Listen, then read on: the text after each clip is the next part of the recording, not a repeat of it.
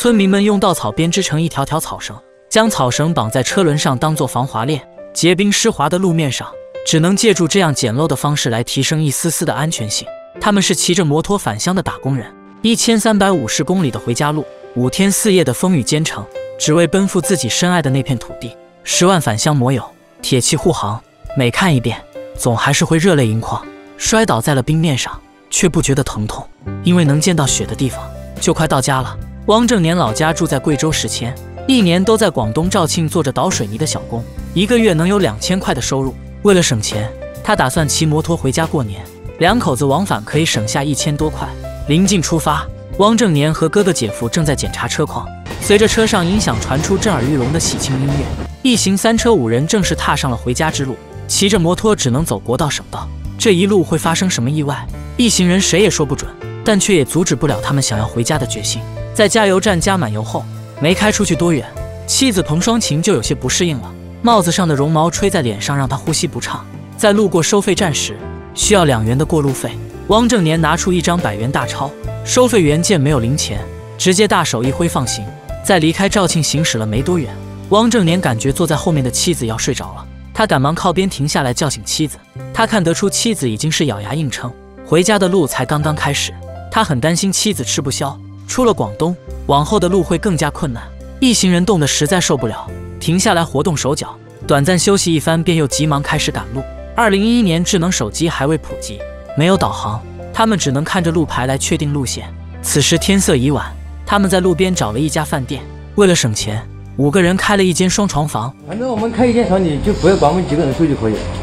好心的老板也没计较太多，还让他们把摩托车放进大厅里来，并担保如果有人偷走他照赔。房间虽小，5脏俱全，也算是一行人返乡之路上的补给站。汪正年出发前用笔记本规划好了路线，此时正计算着明天要跑多少公里。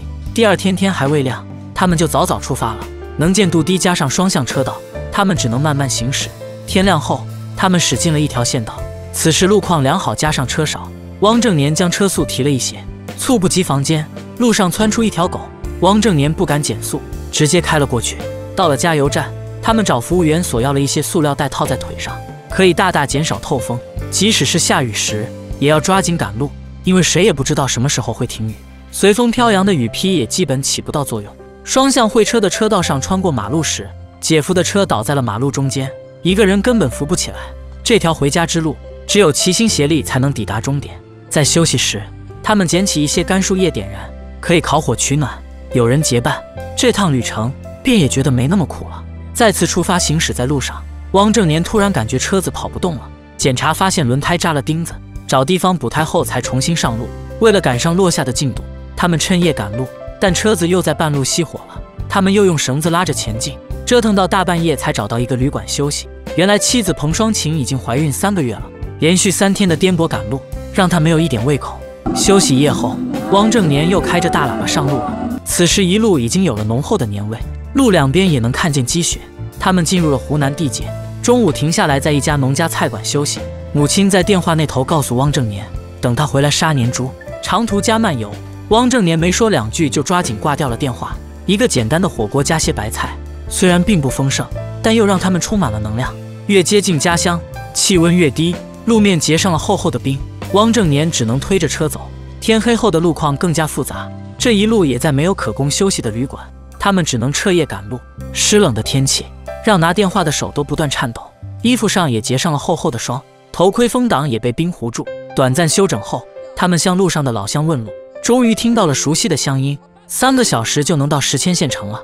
骑摩托最怕路上结冰，在一处转弯路段，3人的车接连摔倒在地，好在没有人受伤。扶起摩托，经过人工钣金后，又继续赶路了。路过一处老乡的草垛子，他们抓了一些留有大用。结冰的路面上有轻障车正往地上撒盐，他们将一根根稻草编织成一段段草绳，然后将草绳绑在车轮上，甚至在脚上也绑上绳子。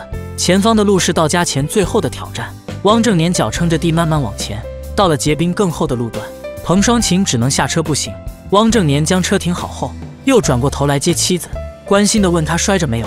同甘共苦，相濡以沫，这大概就是爱情最好的诠释。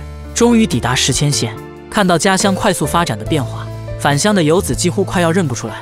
回到家，见到了心中牵挂的女儿，看到了一年比一年老去的父母，等待母亲的拿手好菜。这趟回家值了。随着年猪被逮出了猪圈，年味一下就窜上来了。这如史诗般壮阔的迁徙，千里万里，再远都要回家。谁还敢说中国人没有信仰？我们眷恋生我养我那片土地，深爱在家翘首以盼的父母，候鸟迁徙，游子归家，这便是中国人深深植入在骨子里的民族魂。